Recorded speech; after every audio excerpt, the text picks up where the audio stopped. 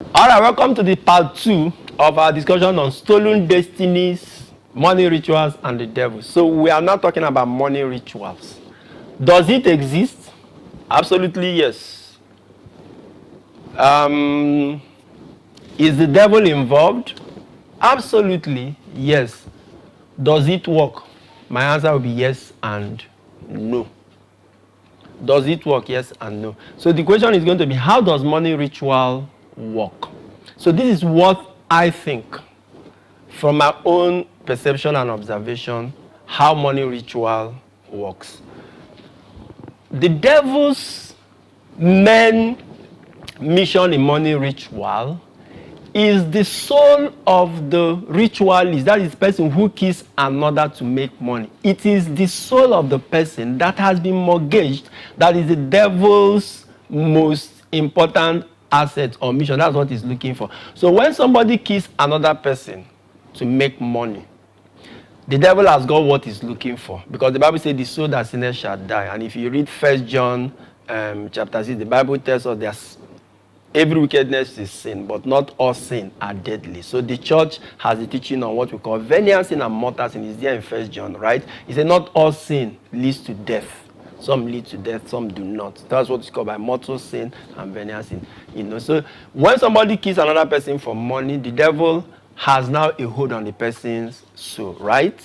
Okay, so all those rituals that is done, it is not the blood that has been spilled. It is not the person whose life has been sacrificed or killed that is now yielding the money for which this person will start holding.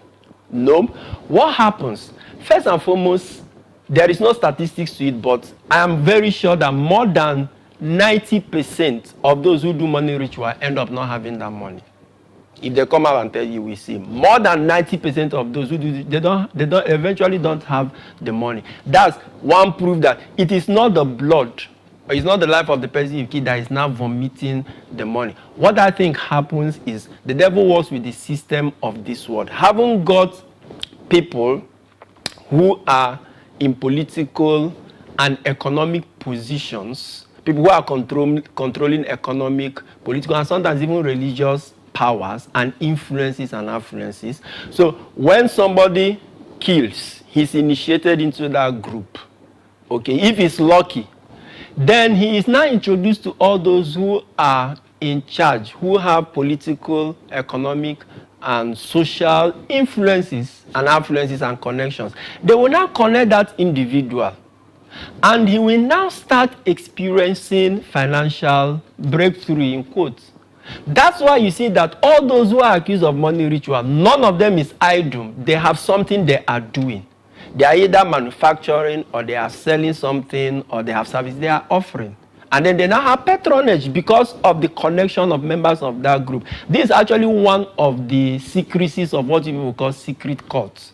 All the secret cults you do, they are people who come together to control the system of the world and make sure that their members have the chunk share of whatever is happening. So once the devil gets you to kill somebody, you're already initiated, your soul is mortgaged. Then, if you are lucky among those that will even have the wealth, they now connect you to those who can give you contract, business, help you make this thing. That's why you don't see anybody who is a ritualist or who is accused of rituality who is idle. He must have a legitimate business that is doing. So some people have the idea of a money ritual, and once you kill somebody, there is a secret room in your house. Money will be the person will just be vomiting money and stuff like that. It doesn't happen like that. The devil has no money. Money is a property of the government. So that is how money ritual, I think, works. And somebody has to prove us, or have to prove me wrong in this. So it is the connection. The devil uses the system of the world. He perverts people. He perverts the system. So if you must experience or enjoy that luxury, in quote, you see people enjoying, they have to initiate. Initiating you means sacrificing, killing people. So the major crime in money ritual is the sin of murder. The Bible says, "Thou shalt not kill." Do you know what it means to kill a human being? Some people kill to the point that their conscience is dead. So politically, if it is power you are looking for, this is a true life story. Somebody told me before he could be appointed to a higher position, he was told to come and do sacrifice. In his own case, it did not even involve killing somebody, but he was told to do certain things in the cemetery. And he had to sit himself down and ask, what is the implication of this? The implication is that he will get that power, but he will never use for anything good. That these are politicians who will loot money mindlessly. They will loot money, mindless money they will not use, money their children will not use, and then it will not benefit anybody. So people are dying in poverty. Some are forced to prostitution to continue committing sin. That is how the devil perverts system. So that's how money ritual works for the few. For the few that are even privileged to have those connections. If money ritual works as people think, all ritualists would have been rich. And if money ritual works, why do you think that the babalawos or the witch doctors who perform the ritual, why do you think they are charging those who are coming? Do you think money ritual works and they would not have done it for themselves and then be living comfortably in the city and stuff like that? So that for me is how, this money ritual thing work. The sinister thing there is the murder, the killing of another human being, and then the mortgage of the soul of the killer. Because remember, it's not once.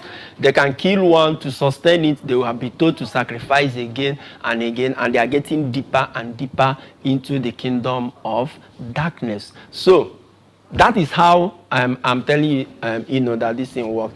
Take the story of the slave girl in Acts chapter 16, the girl who could see tomorrow. She could see tomorrow, but their power is not coming from God, it's coming from the devil. And Paul had to cast it out. How was her owners making money from it? That's to let you know the devil does not have money. They were charging people. Her owners, those who had the girl, they will tell somebody what will happen in his life tomorrow, and it will happen. Others will hear and come, hi, there's somebody who can tell you what happened in your life. It will happen. People are excited to know what will happen tomorrow. So they were charging people. Okay, she will tell you, but you will pay. Of course, you will pay. Then she will tell you it will happen. Another. But she cannot change what will happen to you tomorrow. And my question is, why would people be interested in what will happen to them tomorrow when they cannot change it? If she had power to make money, she didn't need to be charging people. Now, it's like magic. Money ritual is also somehow like magic. In my primary school days, magicians were brought to us and we were meant to pay. I watched the magician bring egg from the butt of another person. Magicians can do anything. They can even bring peppers and turn them, all of that to money. But the critical question you should ask is, if what they are doing is real, why can't the magician go to his house, pack all the peppers available and change them into money and be using it? Or why doesn't he stack sand in bags and change them to rice and beans and stop buying things? Why does the magician have to depend on your own fee? On your own money, the money you pay to come and watch. Why does he have to depend on it to eat and to exist? Why doesn't he just turn things into money and stop charging people? That's the way money ritual also does. And finally, the devil cannot give you money. He doesn't have the power. Using his temptation of the Lord Jesus in Matthew 4 or other parts of the day. What did he say? Say, if you are the Son of God, turn this stone into bread. He wanted Jesus to eat bread, right? He said, turn these stones. Do you think if the devil had the power to turn stones into bread, he wouldn't have just brought the bread, oven fresh, and given to Jesus? That would have even been more tempting than, before Jesus would turn the stone, give him. He didn't have the power to turn the stone. So these are illusions and delusions that the devil uses to, capture people's imagination. And for me, like I said, the biggest sin here is murder. And then 2 Corinthians chapter 10, verse 4. If you read down to verse 5, say, our weapons are not carnal, they are mighty through the power of God to the pulling down of strongholds. Say, it is what? Wrong ideas that we pull down. As long as we keep validating this idea that money rituals work, the devil is happy, because it means that misguided people, misguided youth who think that it works, we keep killing people. And 100, we kill 100 people. Out of that 100, maybe only 1 or 2, like I said, will get the connection to make the money. But the rest have already stained their soul with murder. If we keep legitimizing and oxygenating this money ritual thing, that's what the devil wants. He wants the idea to keep flying that it works. So more people will be roped into the sin. So it is this negative idea, this false idea that we must put down. That is the stronghold that is holding people captive. Money ritual is like MMM. It doesn't work as you think. And it is not necessary. The devil is a liar. Remember that. So just palm. Keep yourself safe, please. And if you're thinking of committing money ritual, please, it's not important. You only waste your time. And the consequences are there. Those who do money ritual don't even enjoy it, because the Bible says there is no rest for the wicked. Isaiah 57, there's no rest for the wicked. So let's not oxygenate all of this wrong. There are people who are on Facebook and social media. Their work is to make these ideas popular, because by so doing, they are having customers and they are paid. You don't know they are paid. They will come to my wall where I've written against this thing and use many things. Some will even quote Bible to make you believe that these ideas are working. They are targeting people who are thinking about it to, encourage them. Thank you. To watch full videos and get notifications for new ones, please subscribe to my YouTube channel. God bless you.